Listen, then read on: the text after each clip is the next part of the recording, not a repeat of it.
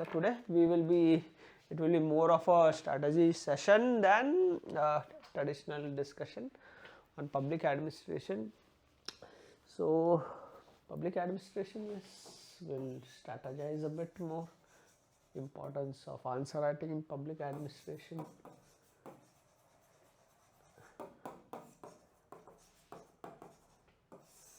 So public administration, how is the optional? Good, bad or ugly? Good optional. It's almost good, but it's all good or bad depending on your level of preparation. No option is good, no option is bad. How you prepare and how you write, that will decide the fate. There is no biasness in UPSC regarding any optional or any candidate also. We already knew, but it also the UPSC chairman interview clearly he said everyone is equal, optional or be it any aspirant who comes at any stage of his life in the interview, and also interview is 275 marks. Major game is here, and in the entire mains, and optional 500 marks, and very decisive. Without scoring well in optional, it becomes very difficult for you to clear the mains examination. Ultimately, the finding your name in the list, that is the main motive should be, not that I have cleared prelims, I have cleared mains, but main motive should be clearing the examination. And if you analyze also marks of several years or past many years, you will find that what you will find, without scoring well in the optional, people have not cleared. Even they may have cleared, but lower rank, and also if they may have cleared, they may have very exceptional marks in GS, but that is very difficult to get. Material is same for GS for everyone. It is not everyone is reading the same. Articulation may be different, but people who scored very good in GS may have read something extra, and that came, and many times it happens that you were lucky that extra you read and came. But GS is everything under the sun. They will ask anything and everything, how much you will read and how much you will. But optional, at least some clarity is there, exact syllabus, and we also know what to do and what not to do in optional, answer writing, etc. And that makes a difference in UPSC. Not only this few years, but several years go back since the inception. Even recently was going through a book written by the former finance secretary. He says he had got all India rank 4. He was a former finance secretary, and that time they had 2 optionals. He writes there he scored one of the lowest marks in the interview. Further he writes that even if I had scored 0 marks in the interview, I would have been all India rank 59. So what it shows? High marks in the mains. And he says that time 2 optional, and in both the optional he had highest marks that year in those optional. So interview is one can say can go anywhere.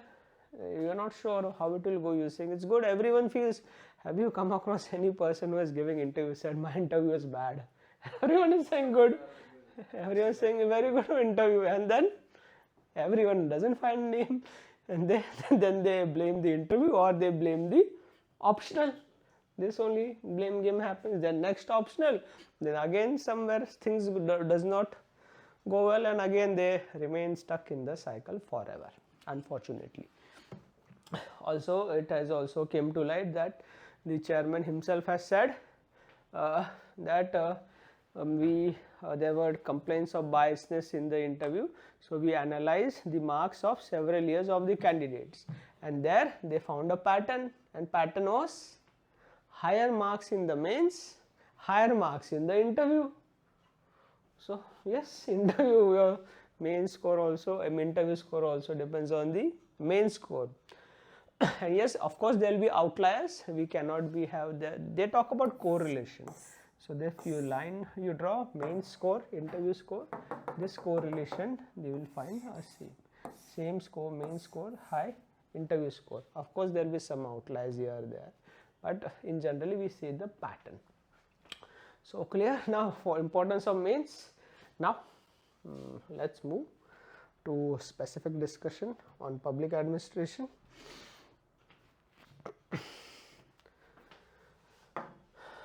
So public administration. What difficulty you find in public administration? Writing answers. Writing answers. Everyone find difficulty in writing answers. And why?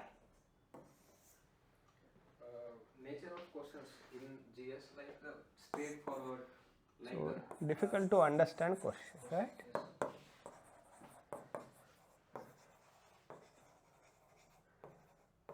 Yes, questions are not straightforward. It has many parts. GS simple. GS is general studies. Optional is more specialization. So difficulty in understanding will obviously be there. But for answer writing, you should also first have conceptual clarity. Without conceptual clarity, what are you going to write? So normally we talk about this triangle. So this will, the triangle you should complete to clear this examination. At bottom lies foundation of the subject. You should be clear with the concept, thorough with the subject, then only you can write some quality answers. Of course, without broken foundation also you can write answers, but may not meet the standards expected in the UPSC, that is to score high marks. Anyone can write, there is no problem. So answer writing will happen, foundation is built, though both can occur simultaneously. It is not that it is very distinct. So foundation, then answer writing, and after answer writing there will be enrichment. Your papers will be evaluated, you will get back, you will get some feedback, discussion will happen, some discussion feedback you will get, and model answer will get, some enrichment keep on happening. We will also give some current affairs insight which can open up public administration dimensions, because paper 2, what is paper 2? application of paper 1. Yes, but paper 2 what is the heading given by the UPSC syllabus in paper 2? Paper 2 it says Indian administration. So Indian administration, what are the chapters? Governance, governor, state government, union government, everything is in news. Governor, our polities as such, you will find in news every day. Governor issue, Tamil Nadu governor issue is coming. Also UPSC issue is coming, UPSC DGP. Have you read that for appointment of DGP, the state government should send names to the UPSC, and UPSC will recommend the names. The issue is going on. The UPSC has sent some names and Tamil Nadu government doesn't agree with those names. So that is also part of your syllabus. So those aspects are of enrichment. Niti Aayog questions come. Niti Aayog, a lot of things keep on coming in news.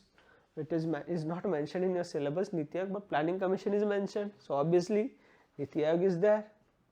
So this is the part of enrichment. This you incorporate in your answers, and this will keep on going simultaneously. And then you can be rest assured that you have reached a level, good level in this examination, and your chances of scoring well in public administration substantially increases. But for this all to happen, that is this all two things to happen, this should be important. You should have foundation clarity. Without clarity you can write. Without clarity you can write. Yes, one aspirant came to us. She said, I can write any answers. Okay, if you want, I'll write now. Okay, write. And total, yes, she wrote, but total useless answers. So that is all. Writing is one, and writing, important thing is write, because some people write, they get satisfaction, they are writing, but writing relevant things according to the question, not showing off your knowledge, but addressing the parts of the question and the demand of the question. This will happen if your foundation is clear. You can understand the question well. You can pinpoint to the basic area from where the question is coming, and also relate with current affairs. You can relate with. We will also take a look at this year some of the questions, and no question is direct. Few questions are direct. Of course, 1 or 2 Questions will always be direct, rest are all interlinked. There are many parts of the question you need to identify and you have to write it accordingly.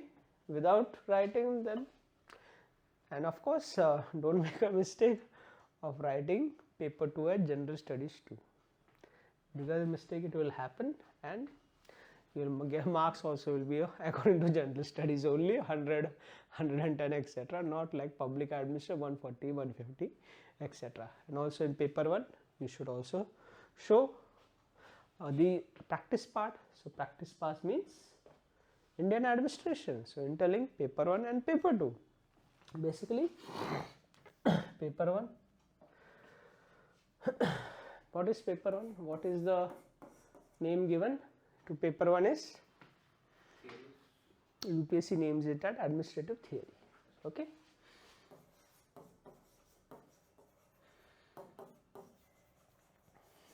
And the first 4 chapters are the most important chapters of the public administration. They form the foundation of the foundation, core of the core, and without that other things may not come, because the rest chapters of the paper 1 are a continuation of the story of the first 4 chapters, and paper 2 is the application of paper 1 in Indian administration in the India's context. So understood what is paper 1 and where the theoretical developments of administrative theory happened, where it happened. US or Western countries. In India no theoretical developments have happened, so it means that more focus should be writing the theoretical aspect. Don't just write Indian administration here. No theoretical development happened in India, so you are writing only application, but the syllabus name is administrative theory.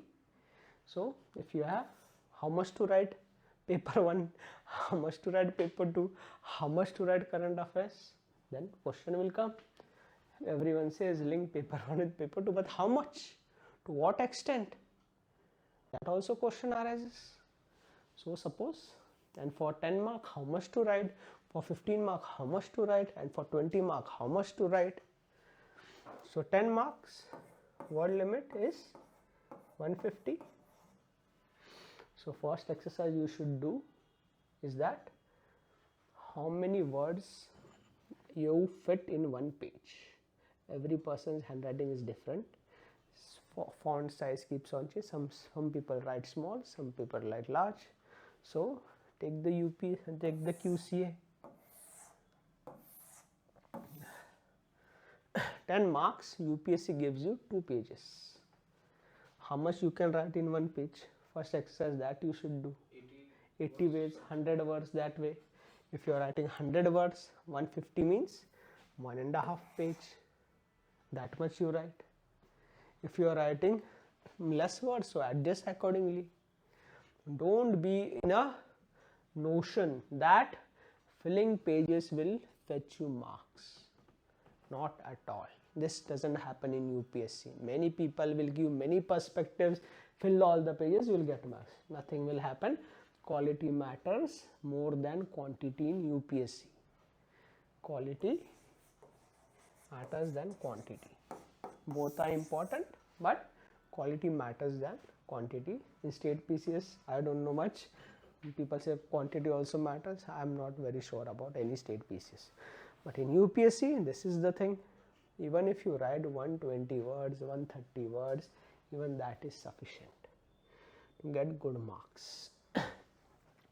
So, and also if you keep on writing more and more, how will you complete the paper? You have 3 hours and you have to write 19 questions. 28 questions are given, 19 questions you have to write. So then again problem will happen. You will rush through some of the questions, then quality down. Then have you balanced quality and quantity? Question mark may arise. Quality means articulation, what the question is asking, identifying the parts, giving equal weightage to each part of the question, if possible linking with paper 2. Now, how much should you link? Write 1 or 2 lines of paper 2 in paper 1, that will be sufficient.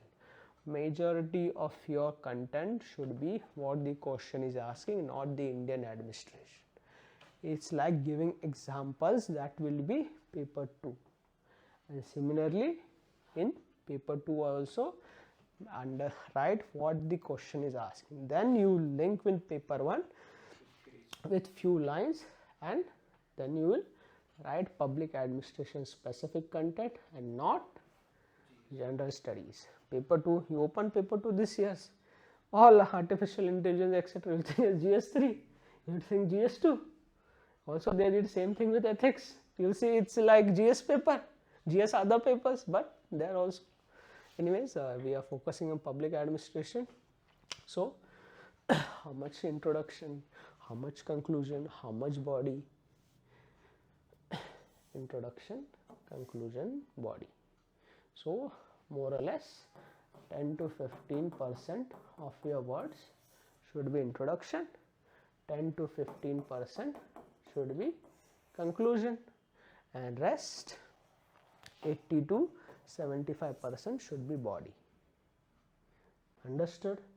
80 to 75% body, that is you should write whatever is asked, give a counter view if possible, if the question is demanding, then you also link with paper 2, that is your body, and then introduction will be some conclusion, that is some perspective. What do you mean? Question was trace the limited effectiveness of Niti Aayog. Is Niti Aayog effective, limited? Okay, then what is the solution? That is your perspective.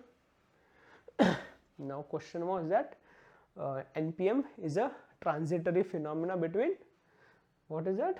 Traditional PI and NPG. So conclusion should be, is it a transitory?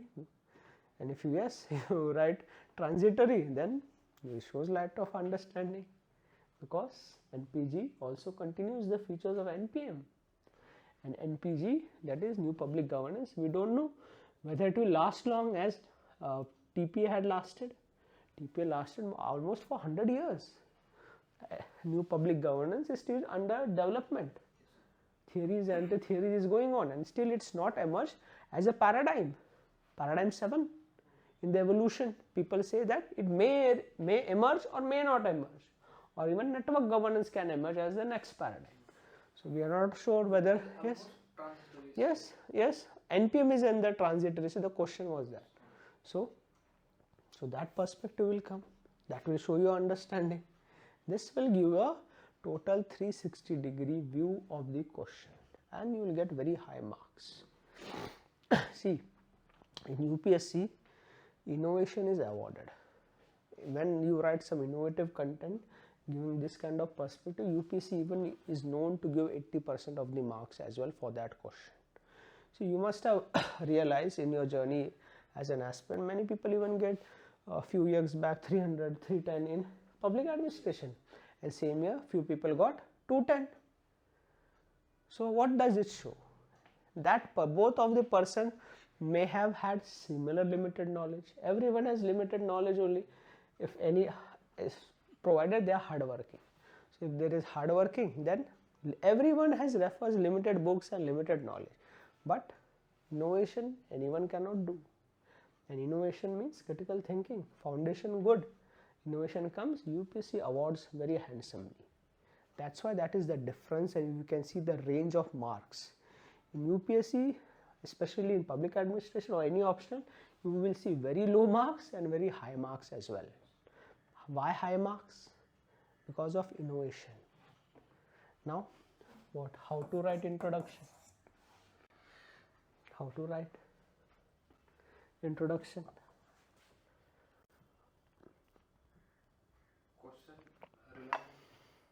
Yes, very good. Many people has a habit that they will prepare introduction beforehand, but that doesn't work, may not, we're not sure. It's a mechanical approach.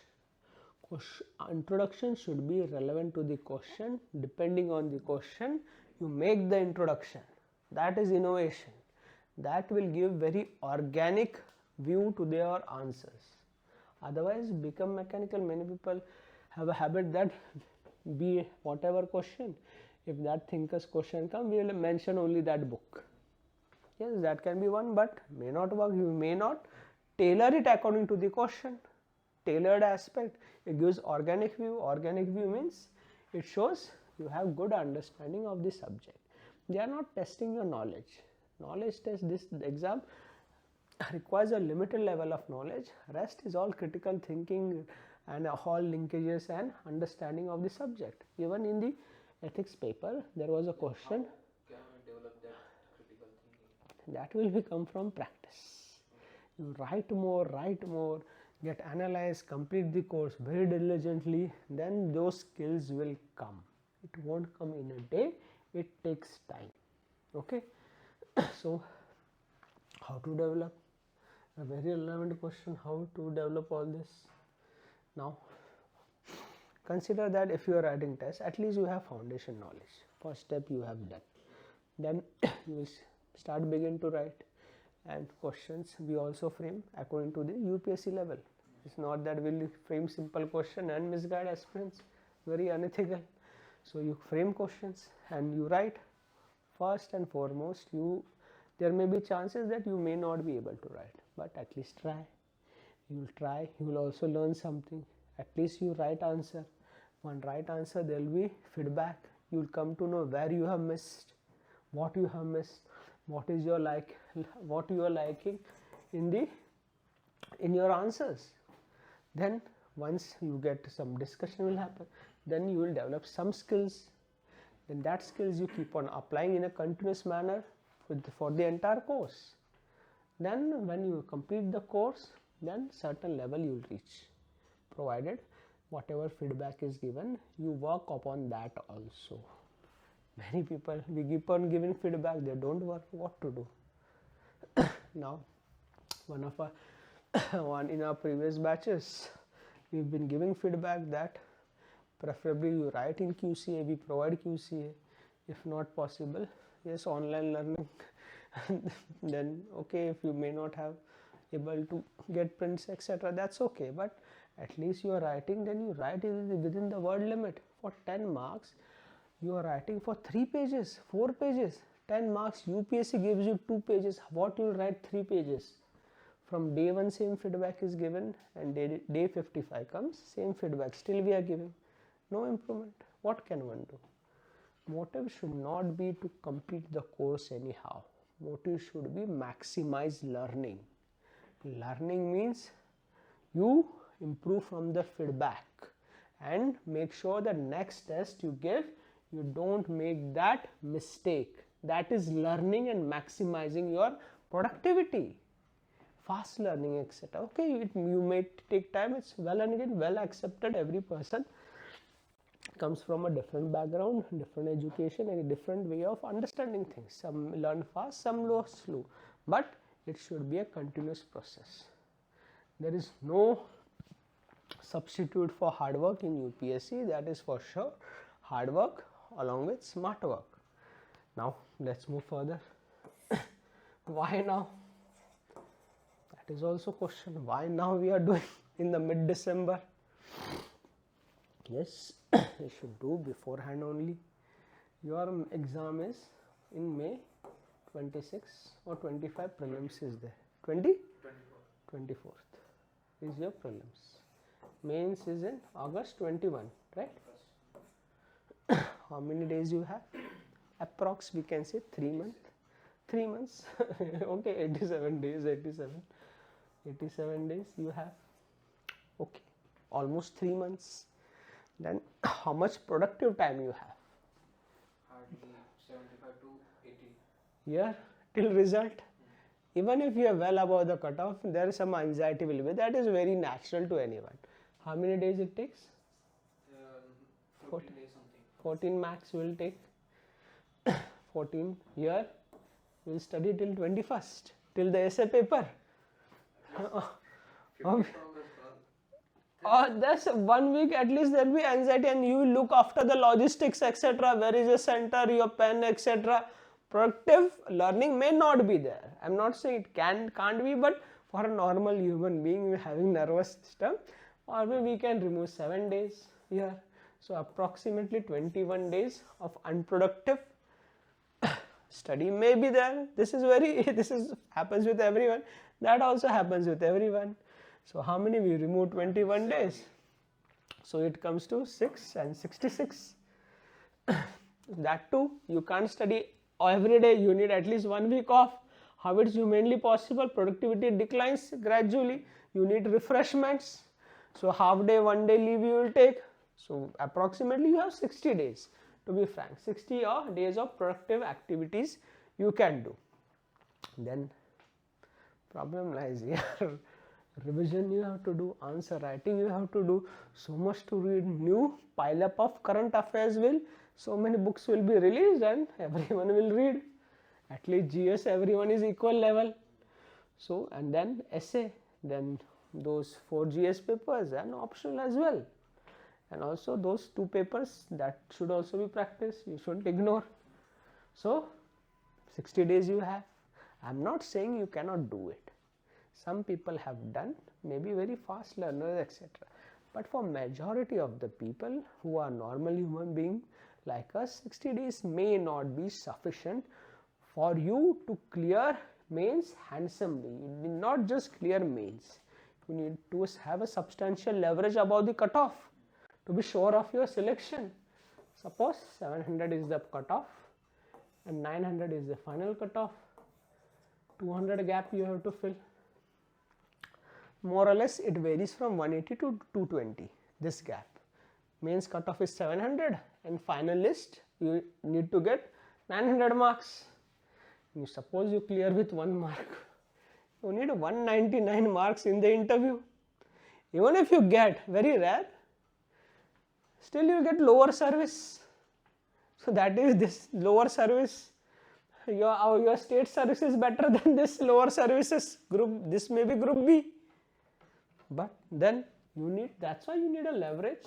Say 100 to 150 marks or 50 to 100, some cushion will be there. If you have a leverage of 100 marks, no matter how bad interview gives, unless you do not do anything bad, you will get 150 marks. You will be in the service, some better service. And if you get 200, you will be in the top list. And see this year's result, the CSE 2024 results or any year's result. People who are on the top list have a substantial leverage above the mains. 100 to 120 you must be having. We had Madhav with us. He scored 124 in GS4, one of the highest marks in the ethics paper. Because of that, so much leverage. In GS2 also he scored very high marks, 115 something. So here he fixed it here and he got good marks in interview also, 200 marks he got. So good rank. So this is the importance of leverage. So this leverage, 60 days may not be sufficient. This is my opinion, but it can be sufficient for you. Different people, different way of thinking and writing. So 60 days you have, and suppose how many months you give for prelims? Old people not in the sense, people who have already given mains, cleared the pre, they have developed the requisite skills to clear pre. Normally they give 2 to 3 months for prelims. Yes, 2 to 3 months. Some people even give 1 month and they clear prelims everyone. But it's up to you. Your comfort, 2 to 3 months give for prelims. Because those who are given mains have not clear mains already, that shock is there. Mains result, at least 1 month it will take. Yes, it's very natural for you, but it's better to wake up early rather than get trapped again next year. Same thing may happen, okay, if you don't wake up early. So 2 to 3 months, and some people giving for the first time or now not clear the prelims, I will say 4 months are more than sufficient for any person to clear prelims. If you are weak at CSAT, 4.5 to 5 months are more than sufficient for any aspirant to clear the prelims. If you are not clearing within that period of time, problem lies in your strategy or you have not done requisite hard work. That is the only, this much is more than sufficient. What prelims? There are 2 papers only, 1 day examination is there, one is qualifying and one you have to score. Answers are also given, you need to just pick. So not that challenging according to me, my opinion. For some it may be challenging, nothing against them. So we can say if you are in this 2 to 3 months, you will be studying exclusively for pre. Here 4 months you are studying exclusively for prelims. So prelims has overlap with, one can say 1, 2 and 3. In prelims, do you read public administration? Not at all. So there is a gap of, one can say, 3 months. You have touched public administration, and if you have given mains and not clear, so we can say gap of 4 months. So then you will be studying public administration here afresh, kind of 4 months gap and 60 days now. So afresh, then things may not be smooth initially. It will take time to get into that flow. That is the thought process of public administration. Then things happen this way. Then you will also wonder, you need to complete current affairs also, you have to write essay also, write ethics also. Then yes, you will do something, you will not sit. But again, then this, how much gap? If you clear, how much, by how much you are clearing the mains? That is also. Then if you also clear mains by few marks and you do not get marks in interview to get the lower rank, then again you are trapped, again you are coming for the CSE 2026 then this cycle continues, and many hardworking aspirants do not realize the importance of these days and they remain trapped in the cycle, and unfortunately they remain trapped, and by the time they realize, it may be too late, or by the time they realize, it's good that at least some attempt they realize all this. And it doesn't matter if you get through the exam at 21 or 32. What matters is getting through. But if you get late, then years of service will reduce. That is the only concern, and nothing will happen. Nothing happens even if you get any time. What matters is getting through this examination. That is what matters. No one is going to ask you number of attempts, etc. Even if you ask, tell them, how does it even concern you? Look at my work. This is very people, negative people, or one can say having myopic view, try to pull down aspirants. Anyway, so understood this, the importance. That's why it is well in advance you prepare the subject holistically in this phase. That phase will give you this. You will just here revise and write sectional test or full length test if you want to write. Then you will be utilize this 40 days something remaining for 40 days before prelims. Before you start the prelims prep. So read and write, that is the best thing. Be frugal, be very dedicated, mission driven. So should we focus on paper 1 or paper 2 or combined? Both whatsoever. 40 days are more than sufficient if you are already in the process. First, focus first on paper 1. Paper 1 is all concepts and theories, and it's difficult. It is not difficult in that it is technical. Paper 2 is not that conceptual as paper 1 is conceptual. And we all know everything is an extension. Paper 2 is an extension of paper 1. If you have strong foundation, etc., then paper 2, etc., doesn't take much time. All time will be taken by paper 1, especially the first 4 chapters. Even if it takes time, give them time and give them respect. All the concept, NP, MPC, etc., comes in paper 1. And in this paper 1, it's advisable you attempt 2 questions and 1 question in section B. And even in the section B, they have started to ask from the first 4 chapters. Generally, the first 4 chapters form the section A and rest of the chapters form the section B. So in that too, there is a question this year, etc. And all things are interrelated only. And also now, next question. Also many new trend has emerged. PYQs.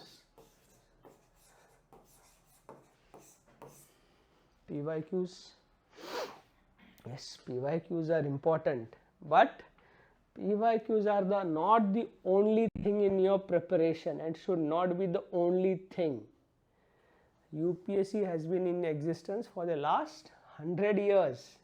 PYQs have been existent for the last 100 years. Now, why this trend now? Previously also PYQs were there. People were referring. Yes, you should refer, but not the only thing. You should also try new questions, because how many questions get repeated? So list. One or two. And that too they modify. It's not that it's in same to same it will come. And modify, and you have to write new things also. Then how then how you react to the new things? When we see repeatedly same questions, that is PYQs, you must have seen when you started your preparation that time also. Our brain gets habituated to react for known things. Unknown things it won't react in that manner. Then understanding of the question will go down, and you won't able to recall things because it's new to you.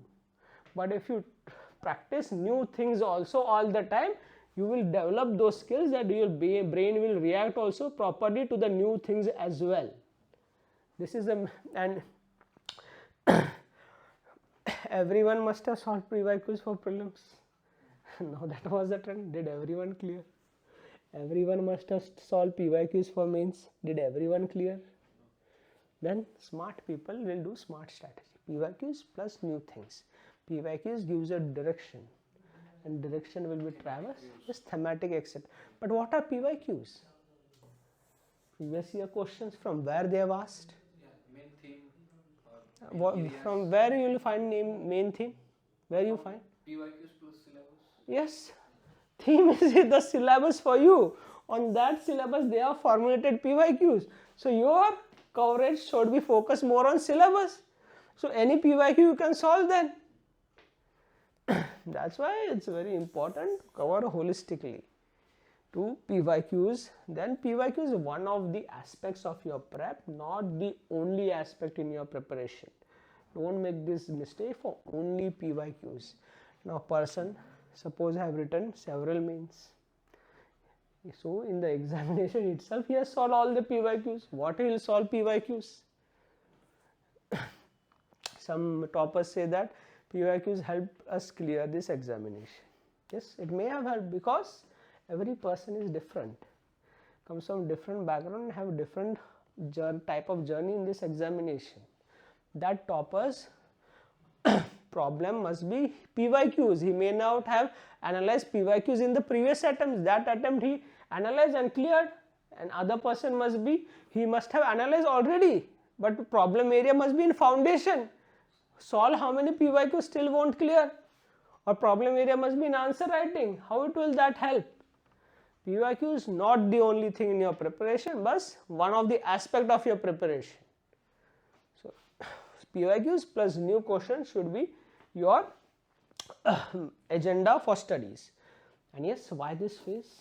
December, November. November is gone, okay, December, January, February or March. Why now? And why important?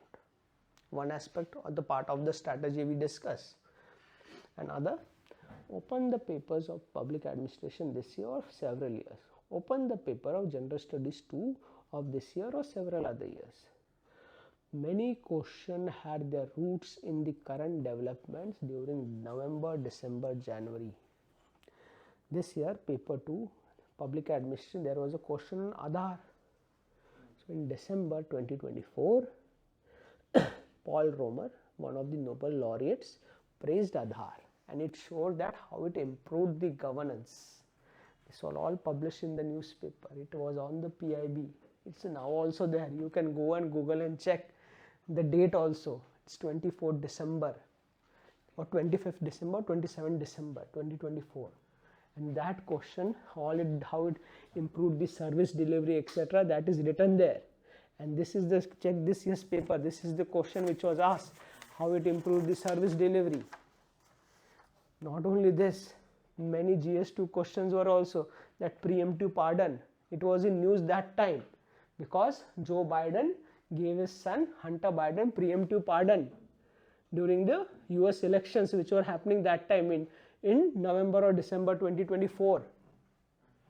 That they have asked. Also this, also in the paper 2 there was a question on public administration, that how creation of districts is based on political compulsion rather than administrative efficiency. This was also news in November or December, because Rajasthan government was formed and the new CM reversed the decision taken by the previous CM of creating new districts. So it was that time news when it came.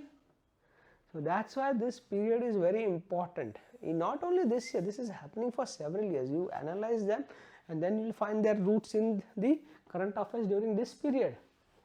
UPSC also knows many people loiter around this time, during this time, and they need to, it's a filtering examination. They will filter people.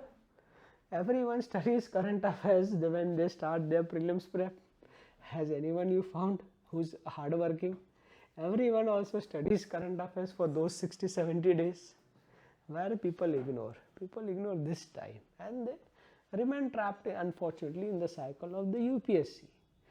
That's why that way also this is the very important phase, and that's why people say hard work plus smart work. This is smart work. Yes, and also PYQs we talked about, and now what type of answer writing should be done. Why daily answer writing, why sectional test, why full length mocks. Now what type of answer writing should be done. Yes, full length mocks and test has its own relevance, but at the same time, since exam is not immediate, the approach should be to write answer very holistically, that is to every component of the syllabus. Master every component of your syllabus. Questions answers should be right on every component of the syllabus. For that questions should be also there in every component of the syllabus. So daily you divide, 5 questions we are giving, and 1 PYQ, 4 new. So divide and write, every component of syllabus has been divided and given to you, because it may happen and at the end you write a full length test. So holistically everything gets prepared and you are ready.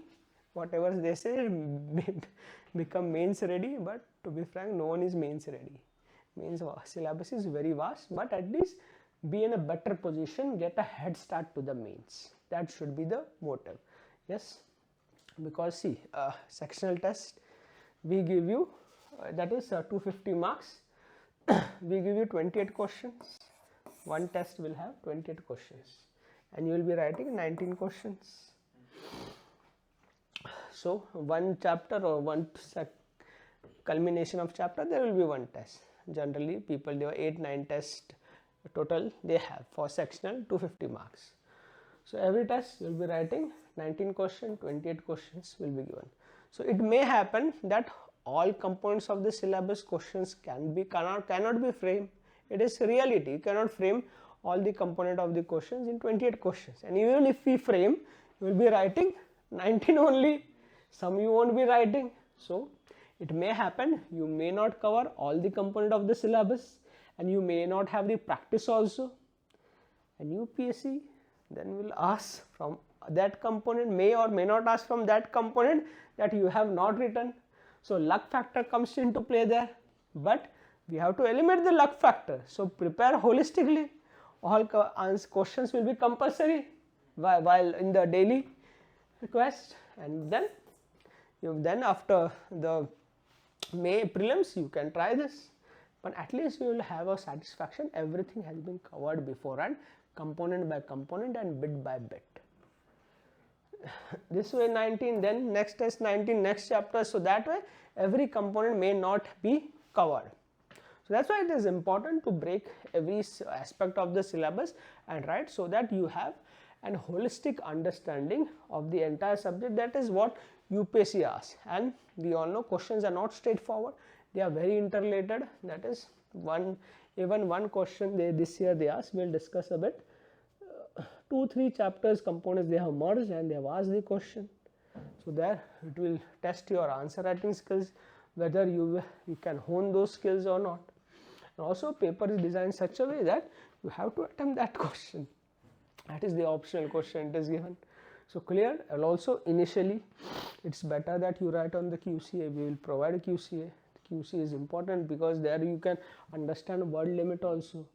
and then if you want to write in your books etc., but we recommend QCA because there you cannot cut also, exam you cannot cut also. Initially I will say if it takes time, it's okay if you don't adhere to the time limit.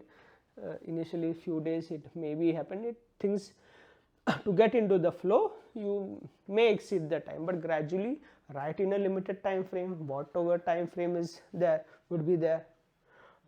Then that skills will come, that you will also ensure timely completion of the paper and quality plus quantity. That should be the motive. And in the end write a full length answer, full length test, that is also important. So culmination and some satisfaction, you will go with some certain confidence, you will enter the prelims preparation. Then there won't be anything back of the mind that I have not prepared well for the optional or for the mains. Specifically optional is the most important, takes most number of hours of your prep, and also it is very difficult as compared to GS to study optional etc. GS etc. is bit manageable, because what is GS? For ancient history, medieval, what you read? You read school textbooks only, school textbooks, 11th, 10th, 11th you read. So but here you read more than post graduation level things, so this is difficult. So see, now we will analyze some the this year's paper a bit in briefly.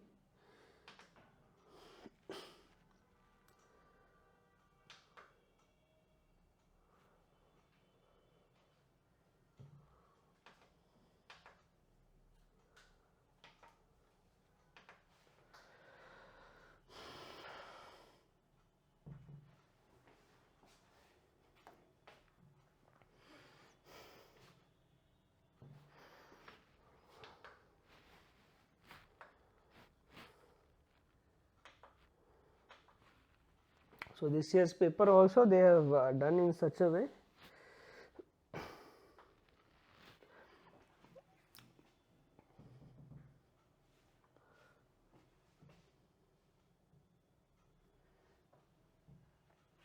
So let's analyze this paper now. See, this is very simple question. Is Herbert Simon justified in criticizing some principles as pro? So very simple question, but simple question problem also arises. Everyone will write this question, at least person who has studied well, how to make the cut above the rest, so that you get 1 and 1/2 mark extra than others. So what you will write in this? How we criticize Taylor's principles as proverbs. Not Taylor's only. Classical. He criticizes classical thinkers as proverbs, not Taylor's. Or you want to write? You write answer. First, is Herbert Simon justified criticizing some principles of administration as proverbs? Is yes or no? That is question is asked. Yes or no? Yes or no, that is what we have discussed. There should be some introduction, body, the entire question what is asked. So yes can be, and then conclusion you give the perspective, and also you need to connect with paper 2. Understood the structure? So is Herbert Simon justified in criticizing some principle as proverbs? So to know this, first you should know the foundation well. So he calls the classical principles as proverbs. So first you write introduction. Herbert Simon in his book Administrative Behavior, While giving his theory, he criticized some. Yes, specificity also in his book Administrative Behavior calls the classical principles as mere proverbs. This is your introduction. Then you just which principles he called as proverbs and why he calls that proverbs. That specificity should come.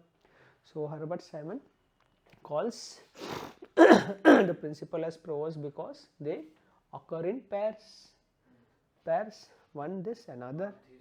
Yes, so they are contradictory in nature. So you show which are the contradictory principles he talks about. He specifically mentions 4 principles which are contradictory.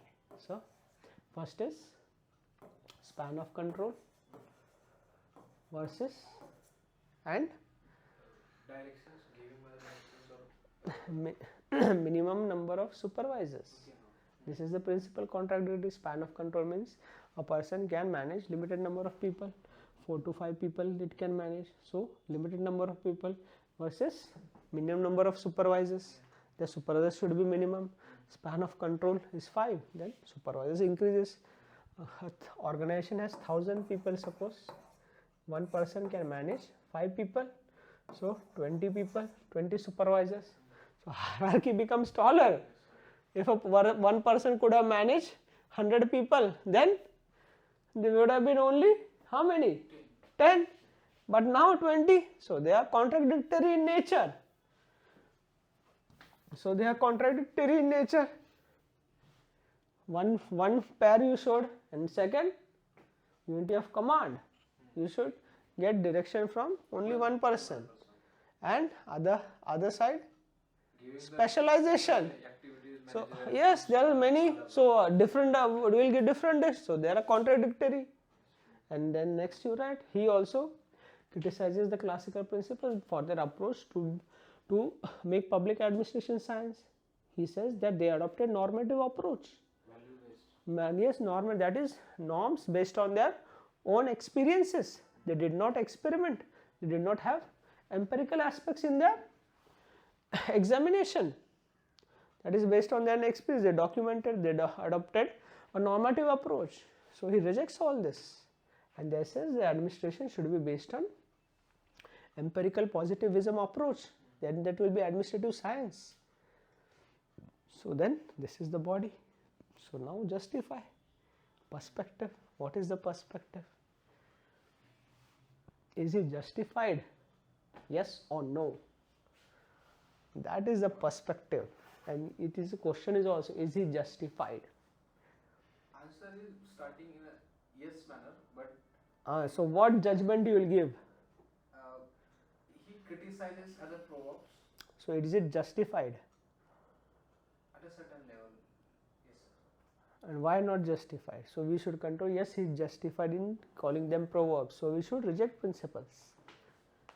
That he rejected. Because of proverbs, he rejected the principles. He want to just refine some principles. No, he rejected principles in totality. So yes, he is justified in criticizing principles as proverbs, but they cannot be rejected.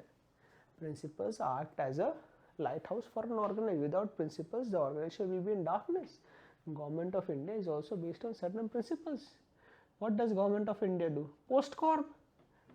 Government of India entire work is post-corp, planning, organizing, staffing, directing, reporting. So even today they are relevant. And also what he calls that the public administration cannot be a science based on normative. But that all aspects were rejected in the Minobrook conferences. Public administration is interdisciplinary. That cannot be either or approach, either normative or empirical.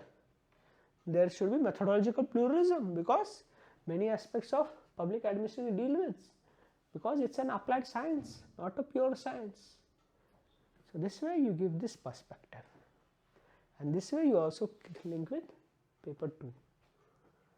Linking to paper 2. Government of India, post-corp activities, functioning of the government.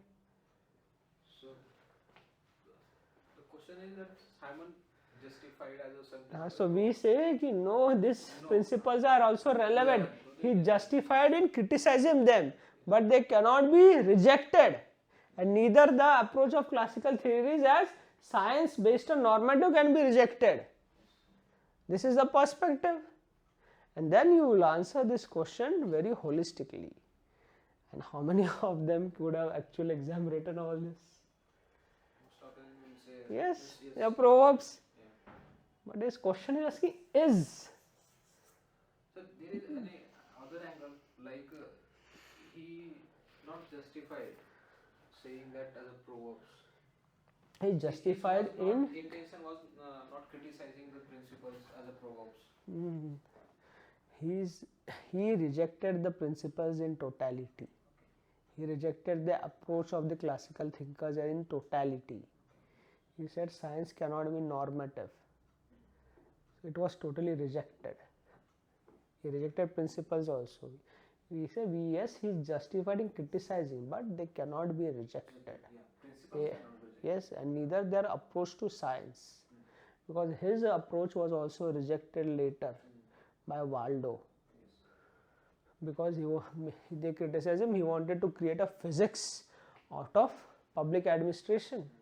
Public administration deals with human behavior. Human behavior is very subjective.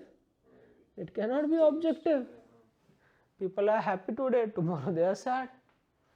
Very subjective human beings because they have emotions.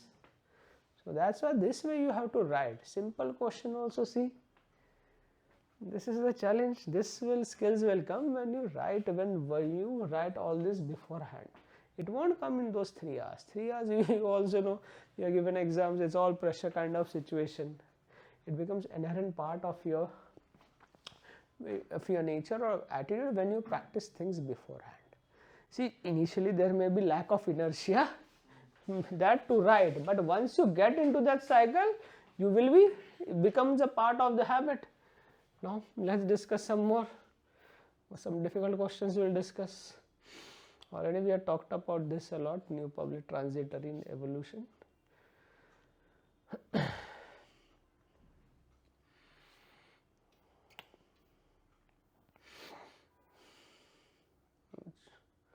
Yes, let's take 2C. Very difficult question. Under new NPM, this is chapter 1. Okay. The framework of PPP, challenges, closed and the open model of organization.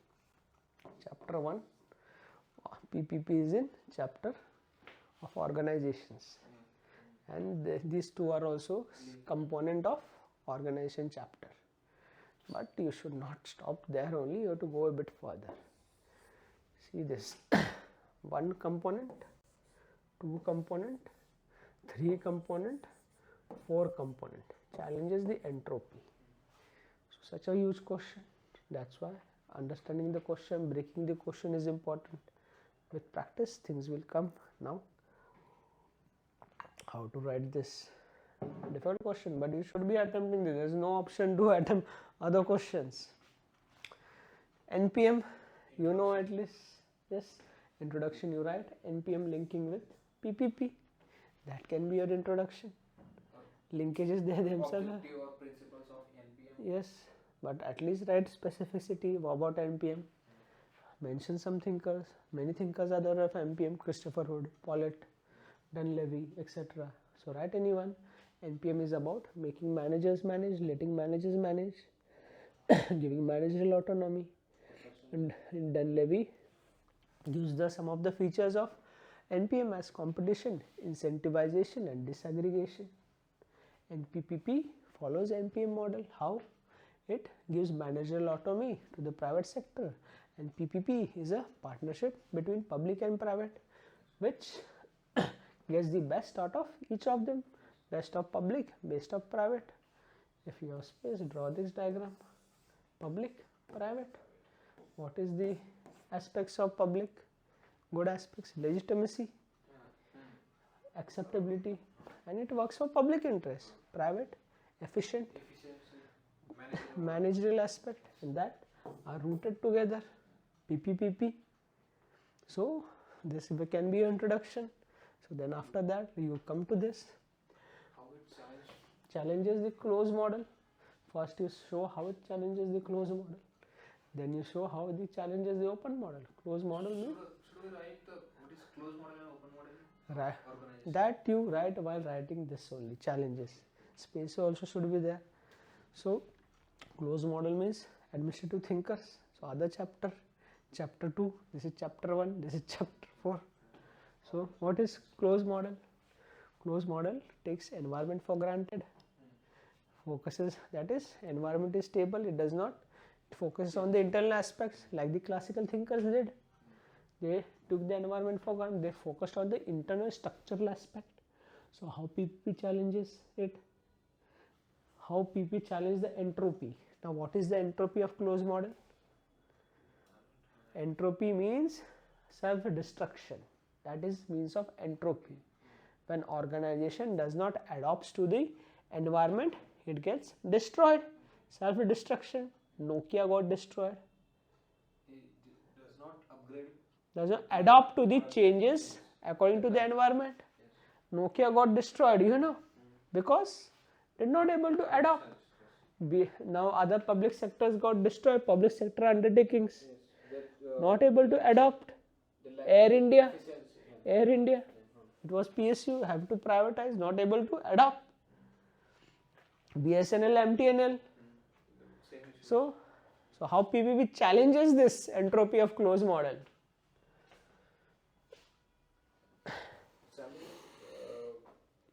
If you write about the public and private, then we can say it brings the both good ideas. So it adopts an open organization. So open to good aspects of public, open to good aspects of private. So it adopts to the environment. So that way it challenges. Next question comes challenging the entropy of open model. Close we have discussed. Now what is the open model? Open, like the acceptance to the environment. Changes according to the environment, but Adoptions, specific thinkers should come because it's mentioned also in your syllabus, or open models are mentioned. Chapter 4, organization chapters, we study there, open model, closed model. So systems theory, modern organization theory are open models. So if you have, we mentioned Norbert Widener, mention many other. Norbert Widener's model is what? Input, output, throughput, feedback, it takes feedback, and this is environment. System, that is, there in organization is a system composed of many subsystems. Or make this organization subsystems 1, 2, 3, 4. This 1, 2 subsystems interact with each other, and as a whole they interact with the environment. So they change, and subsystems also change, and organization as a whole also changes according to the environment. That is open model. But how it challenges that also? How open model will face entropy? They are not focusing on an internal structure. No, open will focus on internal also. So because see, subsystem will interact with each other first, that is closed model, and as a whole they will interact with the environment. So it question challenges the entropy of open model. Entropy means self-destruction. How open model gets destroyed? That too into write in PPP context. Question is clearly saying challenges, it's not saying it adopts or anything. See, it seems simple. And so how it challenges? Many inputs will come from the environment. Based on the relevant input only you should adopt. If you adopt not as per the inputs, not as per the relevant inputs of the environment, you will be changed which changes are not required, and you will get destroyed. That will be the entropy of open model. Now how you have to write in context of PPP? How PPP then?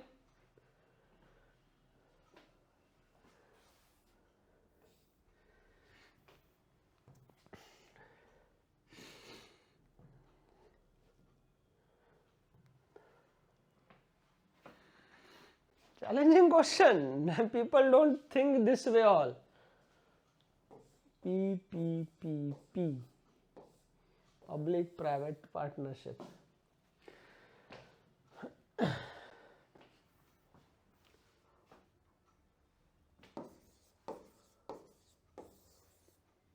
One, we know how it adapts to the how it challenges the entropy of closed model. Now entropy of open model, how it adapts.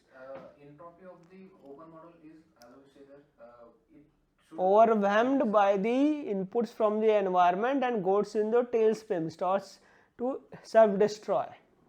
So PPP will analyze main private sector will analyze the necessary futuristic steps, and that will help to improve in an open model. Which one is already lacking, like taking unnecessary inputs from environment. Okay, but specific aspects are more needed. So you write how PPP works, public-private partnership. Many challenges come from the environment. PPP, suppose happens projects, infrastructure projects happen in India, airports, railways, roads, and many other. Airports is very famous. One can say all the airports are now under PPP. Many models are there, BOOT, BOT, HAM, etc. So which model to adopt? If the public is demanding BOOT, BOT, man, specificity should be there so that project remains viable. PPP, 2 players. What is the role of the public?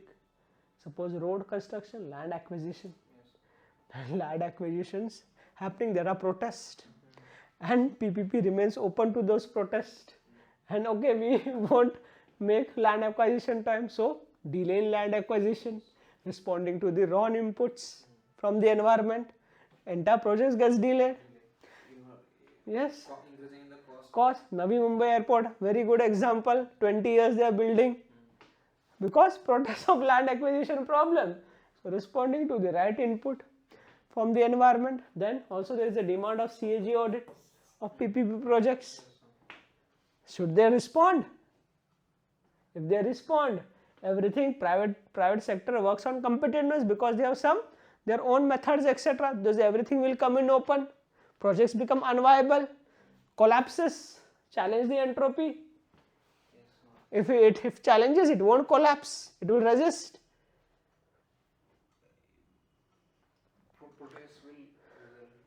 So then it's a government work to give land acquisition on time. That is Amravati model in Andhra Pradesh, land pooling to build a new capital. So it challenged the entropy there. So this way you have to write. This is how it challenges the entropy of PPP specifically. Or we can say, on the other hand, the projects which faced entropy because they responded to unnecessary inputs from the environment. Delhi Airport Express, KG D6 basin. But at the same time, then you relate with strategic contingency theory and resource dependency theory if you know. There is a public authority also. Yes. So they have to be in a limit also. That's why they will not be act on unnecessary environmental things. Yes. Regulation should be strong. That will be the positive point of PPP which will can. If they challenges the entropy, but at the same time, what if you know resource dependency theory and strategic contingency theory? What does strategic contingency theory say? That the change should come when the inputs are relevant from the environment. That is strategic contingency theory. It's already been asked in the UPSC once, strategic contingency theory. So relate with that, then it will go more specificity of public administration or resource dependency theory. They have asked modern organization theory, system theory, strategic contingency theory, now remaining resource dependency theory. So relate with resource dependency theory. What does resource dependency theory says? That organization which has control over the critical resources in the environment that will survive. So suppose there is one hospital organization and that is near the which is vulnerable to flooding every year. If Hospital has a control over the floods, then only it can survive. So stopping the floods, the person who can stop that floods or organization which can help in stopping the flood, that will become a very important resource for that organization. So it reduces the manages the resource dependency on that. Then it way challenges the entropy of open model as well. So this way you have to write. So this way we answer to every part of the question, and we also related with paper 2. So this will come when you practice answer. Yes, difficult question. We ask difficult question, then people say no, UPSC level is simple, and see this. That's why These thinkers should mention. Norbert Wagner is there, MPM you mentioned, Christopher Hood, Pollitt, many thinkers are, Dunleavy is there. Now see how it is also important to cover the holistically the entire syllabus, even whatever things UPSC has asked. See, this question is no way out, you have to attempt this anyhow. Question 2, okay. Very paragraph, a very easy question, that too there is challenge in writing that. So question 3, okay, question 3 you can say, okay, this conflict, this is also a theory which is talks about the leadership theory, etc. This is also one doable, but problem lies here, question 3C. Yes, this challenge is how will write public administration paper 1. It will be more GS one. Yes, that is the problem. So many people attempted this because they did not know this, and this 4 is very simple. Delegated legislation they have asked so many number of times. Specificity CC also there. Leadership is This also is more related to the GS2. delegated legislation, DIV, IC, DIC. Then so the no problem in this. No problem in this also. Leadership is about trading. This is transformational leadership. It is talked about. Theory specifically mentioned. This is the problem. Imaginary and spiritualism. How generally we say that the bureaucracy is very stagnant. Now what you will write on this? Weber. Weber, starting with the Weber. Then but it shows some imaginary states and spiritualism. what is imaginary and spiritualism? Imaginary state, the features of bureaucracy. There's most of the relevant, but in very idealistic manner. So specificity is there. But see this very simple questions, and those we can see are difficult. So people attempted that because do not cover public administration holistically. This is the statement made by Karl Marx, and here there in this statement he clearly works. He totally mentions what is the imaginary state and spiritualism of state. This is where he first criticizes Hegel. Hegel was advocating for bureaucracy. Weberian bureaucracy brings rationality, and his counter he did with this statement, and there he mentions Karl Marx has already been asked in your examination once, twice or thrice. He criticizes to the Weber for his models. That's why it's important to cover the syllabus holistically. Karl Marx, Peter Drucker, etc. is not mentioned in your syllabus, but they have been asked. Postmodernism, etc. is not mentioned in your syllabus. It has been asked before, and this year also they asked question directly mentioning postmodernism. Riggs question is there in section B. It talks of postmodern features in Riggs Agraria Industria. So is postmodern mentioned? Not mentioned, but you should cover holistically. So constitute, this is how he says the imaginary state and spiritualism of the state. Bureaucracy exists for what? Is arm of the state. Arm of the state, executive. Yes, but it becomes executive arm of the government in action. So imaginary state, how it constitutes imaginary state? It becomes a state in itself, institution in itself. Weber himself has said that it's once bureaucracy gets institutionalized, it's very difficult to get rid of it. It starts behaving as an branch of the state itself, executive, legislature, judiciary, and this becomes another branch that constitutes an imaginary state. And is the spiritualism of the state means what? Spirit of the state is what? To welfare of the people, but they start behaving like parasites. And this is the spiritualism of this state. So on that lines you have to write. We have been asking many times Karl Marx, emphasizing that Karl Marx will come. You read this way. Go to a YouTube channel, first video is on Karl Marx. You are expecting this year, it came. Obviously the trend has changed. Trend has changed now this year.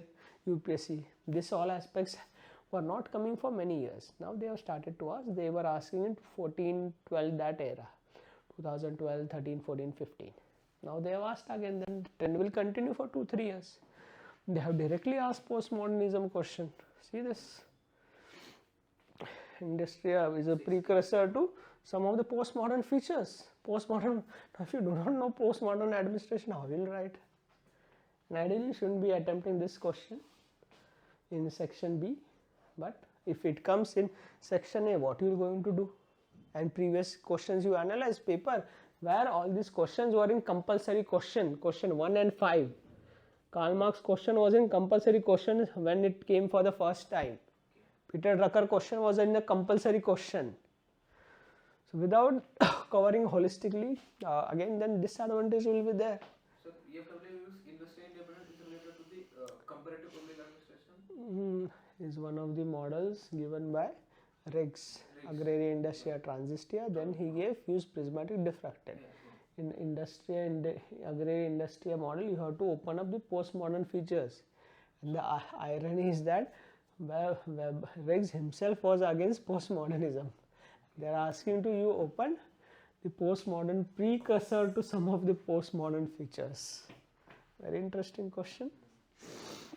We have already discussed, you check the discussion video, it's available, but what we are trying to say that those aspects which are even not asked by UPSC, were not asked by you for many years, have started to ask. So what does it show? That there is a changing trend, and a trend comes, it remains for 2-3 years. That is what we have observed analyzing the cyclical nature of pattern or trend. UPSC asks the question. If you compare 2024 paper, it was different. Very simple, but people did not get marks in paper 1 because of that interlinkages and not giving perspective. And now these all aspects have come, so yes, new trend.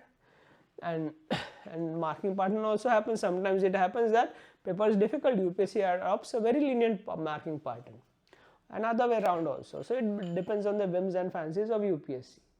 So this way you should cover things very holistically. Then people don't get marked, then they'll blame the optional. If you don't know cover and don't know all this, how will you answer all this? Specificity will be lacking. Now let's take at paper 2. Many questions were there. We have discussed in very much detail. You can check the videos now. Now see, yes, trace the reasons for the limited effectiveness of NEET. One may say a very simple question. So we can write from GS2 perspective. Yes, and make the mistake of writing in public administration. Like it lacks the statutory status, just acting as an advisory role. Yes, but even person not having public administration optional can write this, but you are writing in public, you are writing in public administration paper. So answer should be public administration specific. So introduction should be there. Based on NITI Aayog. What introduction you will write? NITI Aayog is a think tank which advises government on various policies, etc. Okay. One also can be historical aspect. You can NITI Aayog replace the planning commission, which adopted centralized planning, top-down planning, that is had a classical approach. NITI Aayog adopts a bottom-up planning, promotes the deliberative democracy as outlined by Mary Parker Follett. Fosters the competitive and cooperative federalism. Yes, one by one. So in the introduction you have written public administration specific, MP Follett and classical theories. How you connect here? NITI Aayog is Niti Aayog replaced Planning Commission, which promoted centralized planning. So it had a classical theorist perspective, centralized, and Niti Aayog has a bottom-up perspective, which was even advocated by Mary Parker Follett in the form of, she advocated deliberative democracy. Mary Parker Follett, in his one of her works, when she says man is a social animal. National authority comes from the bottom of. Yes. What were the principles of, one of the principles of the classical theories? Centralization. And Planning Commission centralized 5-year plans. Niti Aayog, bottom up planning. Mary Parker Follett outlined the need for doctrine of interpenetration. Deliberative democracy, she was against ballot box democracy. So Niti Aayog promotes bottom up planning. So specificity has come. Now what is the mandate of Niti Aayog? We can broadly divide into some components. Policy making, think tank also is one, and monitoring and evaluation agency, Department of Monitoring and Evaluation Agency. Another is as a cooperative federalism. This is the mandate. So take one line. So 4 points here. Show how it's limited. Policy making, it had made so many plans that, what is that? Strategy plan, a national agenda, New India by 75, 2022. What happened about that? What was the review? Did India become new? What did the indices it brought? Had the indices improved? How it vaulted? Yes. So policy issues was also there. As a think tank means what? A advisor to the government. Think tank. Think tank of the government. That is giving inputs, policy inputs, etc. How it should. Think tank. What is think tank? And one can say an intellectual body which gives advices. So how it has been successful? COVID-19 came. Was it able to predict the destruction by COVID-19? Now this and the Trump era, so much tariff war is going on. 50% tariff on Indian imports. What is the way out of it? That is the work of think tank. So limitedly effective. Then DMO, monitoring is it has even evaluated its own reports. What happened in New India at 75? Did the agendas were achieved? Then cooperative federalism. Yes, cooperative. We'll discuss in cooperative federalism. Cooperative federalism between center and states. Then for that there is governing council. Governing council, all chief ministers meet. So what happens in the governing council? In the 9th governing council, that is last year, 10 chief ministers did not attend. Most of them from? Yes, opposition, all of them. This year's governing council, 3 South Indian states chief ministers did not attend, and also chief minister of Puducherry, who itself is from the NDA, that too did not attend. CM of West Bengal complained that when I was talking, I was muted, and she walked away and said, I will never come back to the governing council meet of Niti Aayog. The former CM of Telangana, KCR, said that this is just a lofty organization, only talks happen, nothing happens. So Kerala CM also scholars, they don't have any financial. Yes. They just have Yes. So basically, how we can relate? Mayo talked about the ventilation therapy when he's conducting those experiments. So this is more of a ventilation therapy as outlined by Mayo. That is, people come and talk, they ventilate their grievances, they think things have improved, but nothing actually improves. So you can link with Mayo also. That is the specificity of public administration you will be writing. Then also in cooperative federalism, it's more of a competitive federalism. You give indices and you start ranking the states. What about cooperation between center and states? What at least planning commission had some consultation. States were put on equal footing. Also there was National Development Council whose decisions were based on voting, consensus, and the 5-year plans has to pass through the parliament. So there was some participation, real democracy. Here, how many plans have passed through the parliament? What is the consultation? So there lies the problem. So that's why limited effectiveness. Power of resource allocation. And so some perspective you should give. Resource allocation is where now they had, at least planning commission had resource allocation, so people were participating. So why they will participate? That's why many CMs are not participating. Planning commission had consultation. Resource allocation power is now with Ministry of Finance. No consultation. Ministry of Finance means politics of budgeting. Abeda whiskey. So who gets what we decided upon the political compulsion. So that's why more package in the budget to Bihar and Andhra Pradesh. Coalition partners. Politics dominates over economics. Then perspective. Perspective should be there. Conclusion. What is the way out? Give the statutory status, implementations, evaluation side. Yes, but specificity should be there as outlined by economic scale curve, that some fund allocation power should be given to NITI Aayog. Mention Kelkar, so that will give specificity. Also, what is the relationship between GST Council, Interstate Council, Finance Commission, NITI Aayog? What is the relationship between them? GST Council is more cooperative because voting happens on decisions happen based on voting. So this is more cooperative than this. So what is the relationship? Everyone deals with finances. So relationship should be fixed. What is the relationship between across these bodies? Fund allocation power should also be given some.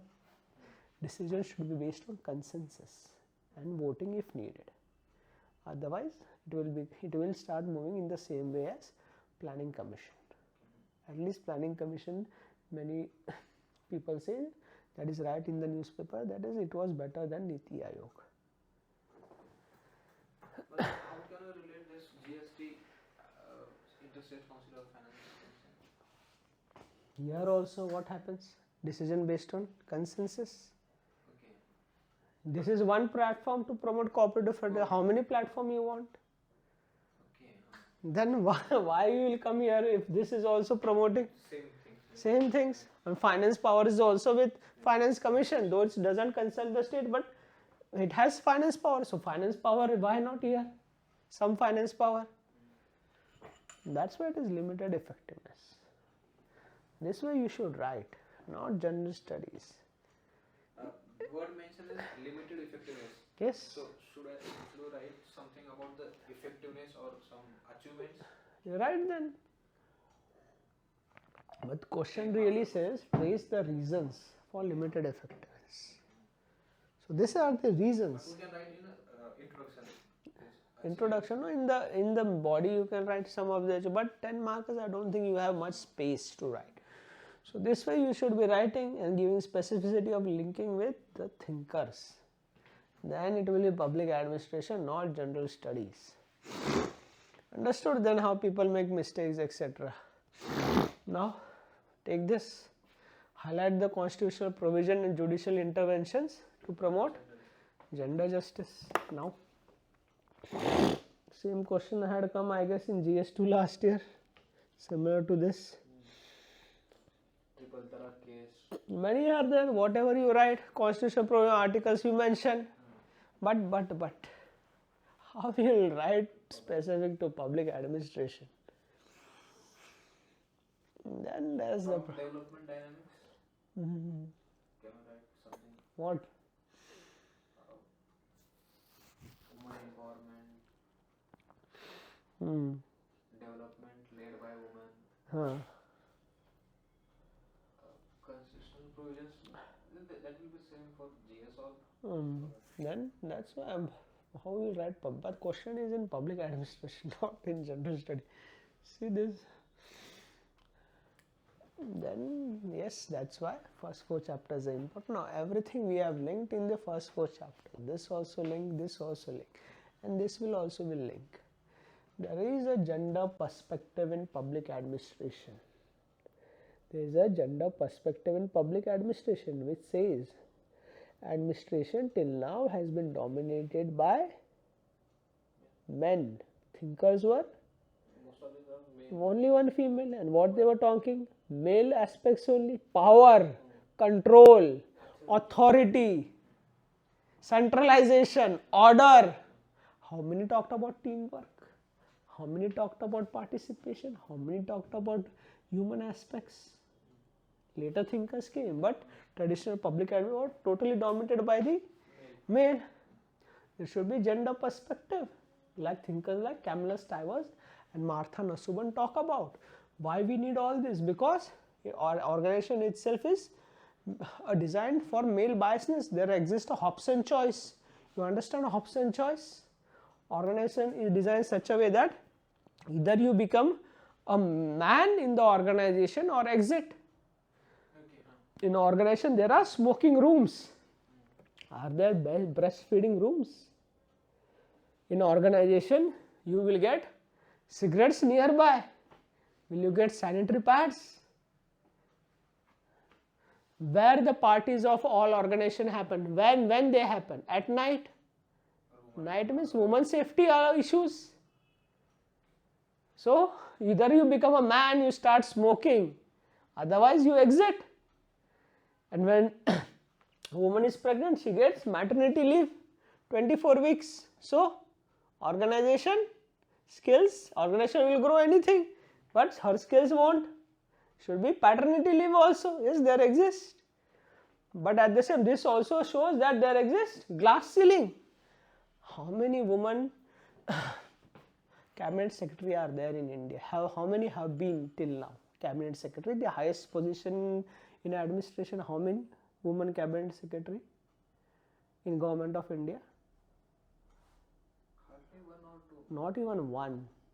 75 years of independence, not even one cabinet secretary woman. How many principal secretary? That is who PMOs had who do report directly to the Prime Minister. Only one, Sarla Grewal to Rajiv Gandhi.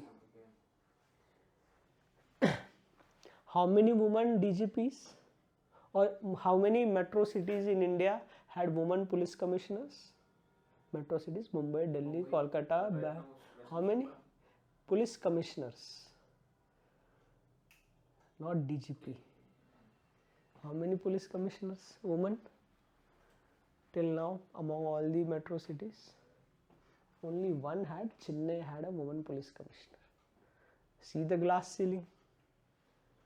So development remains in danger because the women are ignored. How many women clear the civil services examination? Every year it happens. How many women are selected? UPSC data shows the number varies from 1/4 to 1/3, 25%, 25% to 33%. It varies in this band, not even 50%. So there exist gender biases in the administration, and that too women get selected.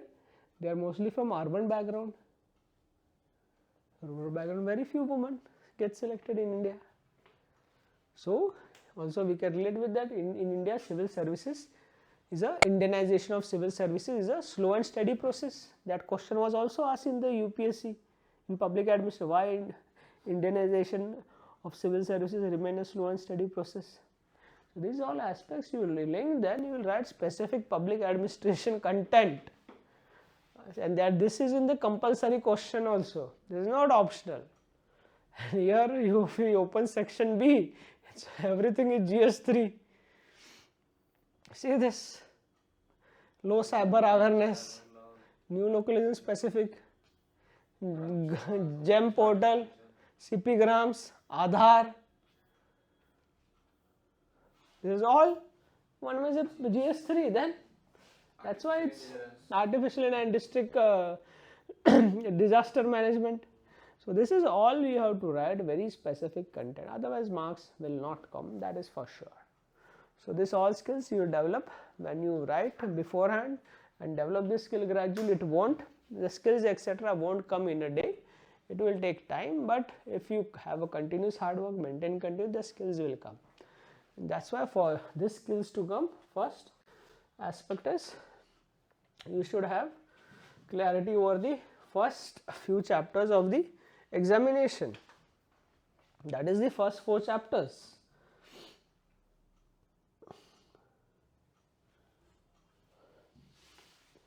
So clarity over the first 4 chapters is important, and we, because how it is important, because we see where we linked all the developments from the first 4 chapters only we linked, right? So without Not those, just linking the paper 1, paper 2. yes, Linking paper 1 itself to paper yes, 1. that is also important, specificity.